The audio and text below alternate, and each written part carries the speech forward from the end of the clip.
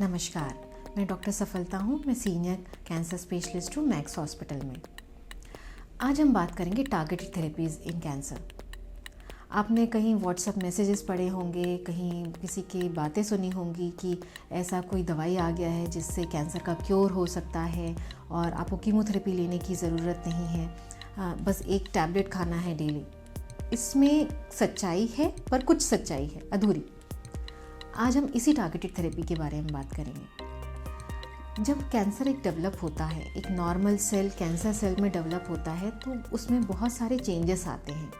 उसमें से एक चेंज को हम बोलते हैं ड्राइवर म्यूटेशन, जिसके कारण ही वह एक नॉर्मल सेल कैंसर सेल में डेवलप हुआ है और अब वो फैल रहा है। वो ड्राइवर म्यूटेशन हमारे लिए टारगेट होता है और उसका इलाज हम उसको टारगेटेड थेरेपी कहते हैं। ये किन पेशेंट्स में होता है? ये होता है ज़्यादातर टाइम हम स्टेज 4 पेशेंट्स में इस टारगेट्स के बारे में आगे टेस्ट करवाते हैं। अभी रिसेंटली डेटा आने लगा है कि हम इनिशियल स्टेज में भी टारगेटेड थेरेपी का यूज़ करते हैं, बट प्रॉपर ट्रीटमेंट ख़त्म होने के बाद, जैसे ऑपरेशन है, कीमोथेरेपी है, वो सब कुछ लेने के बाद हम टारगेटेड थेरेपी देते हैं फॉर मेंटेनेंस 1 साल या 2 साल के लिए। हम इसके बाद इसको टेस्ट कैसे करते हैं? क्योंकि हमें पता करना है, जैसे एक इंडिविजुअल, एक इंसान दूसरे इंसान से अलग होता है, ये आप सबको पता है। उसी तरह से कैंसर का भी होता है। कैंसर भी, एक कैंसर दूसरे कैंसर से अलग है। अगर किसी को लंग कैंसर है तो एक का लंग कैंसर और दूसरे का लंग कैंसर अलग होंगे। हम उसी चीज़ को पता करते हैं कि क्या अलग है, क्योंकि आज का ज़माना है प्रिसीजन मेडिसिन का। हम उसमें से या तो हम बायोप्सी करके ट्यूमर टिश्यू जो होता है उसको हम आगे भेजते हैं टेस्ट के लिए, या फिर ब्लड से भी टेस्ट होते हैं कुछ, जिसको बोलते हैं हम नेक्स्ट जनरेशन सीक्वेंसिंग, जिसमें हम पता करते हैं कि ऐसा क्या ड्राइवर म्यूटेशन है जिसके कारण ये कैंसर डेवलप हुआ है।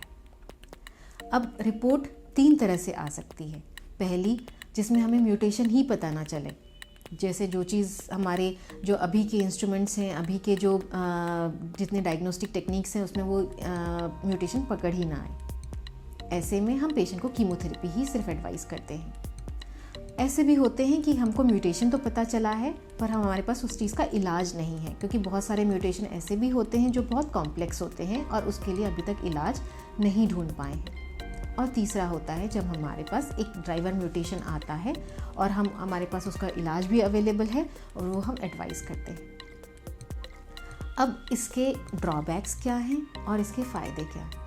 फ़ायदे तो सबसे पहले जानना ज़रूरी है कि अगर आपका ट्यूमर किसी एक चीज़ के कारण बना है और बढ़ रहा है, उसको टारगेट करेंगे तो सबसे अच्छा इलाज होगा। बहुत सारे टारगेटेड थेरेपीज सिर्फ एक टैबलेट फॉर्म में अवेलेबल हैं और आप वो लेते हैं, आपको कीमोथेरेपी लेने की ज़रूरत नहीं होती है और आप बहुत पहले से बेटर फील करते हैं। आपको बहुत कम साइड इफ़ेक्ट झेलते हुए उसका ट्रीटमेंट इलाज हो जाता है कैंसर का। अब इसमें नुकसान क्या है, ड्रॉबैक्स क्या हैं? जनरली जो हमारा कैंसर सेल होता है वो काफ़ी स्मार्ट होता है। आपने एक चीज़ को सप्रेस किया जिसके कारण वो बढ़ रहा था, बन रहा था, वो कोई नया रास्ता ढूंढ लिया। तो कुछ महीनों तक, कुछ सालों तक भी कभी कभी टारगेटेड थेरेपीज़ हेल्प करते हैं, कंट्रोल करते हैं डिसीज़ को, बट उसके बाद फिर धीरे से ट्यूमर वापस से बढ़ने लग जाता है। तब आपको डॉक्टर्स बताएंगे कि या तो हमें फिर से टेस्ट करना है या फिर हम दवाई चेंज करते हैं। और एक नुकसान है कि ऐसे बहुत सारे, एक ड्रॉबैक है कि बहुत सारे ऐसे कॉम्प्लेक्स म्यूटेशन है जिसके लिए हमारे पास दवाई नहीं है। टारगेटेड थेरेपी के साइड इफ़ेक्ट क्या होते हैं? इसमें होता है कि जनरली पेशेंट्स को थोड़ी भूख कम लगती है, थोड़ा थकान लगती है, स्किन की प्रॉब्लम्स जैसे लालपन आना स्किन में, किसी को फुंसियाँ निकलती हैं और किसी को दस्त भी होते हैं। कभी कभी ब्लड प्रेशर भी बढ़ता है पेशेंट का, तो हम सबको एडवाइस करते हैं कि आपका ब्लड प्रेशर आप मॉनिटर करेंगे। किसी को थोड़ा सा उल्टी जैसा लगना, इस तरह की परेशानी होती है। पर ज़्यादातर टाइम उन सब का जो भी साइड इफ़ेक्ट है उसके लिए कोई ना कोई इलाज होता है और पेशेंट ज़्यादातर समय इसको टॉलरेट कर पाते हैं। और बहुत अच्छी बात ये भी है कि हमारे देश में जेनरिक टारगेटेड थेरेपीज़ अवेलेबल है।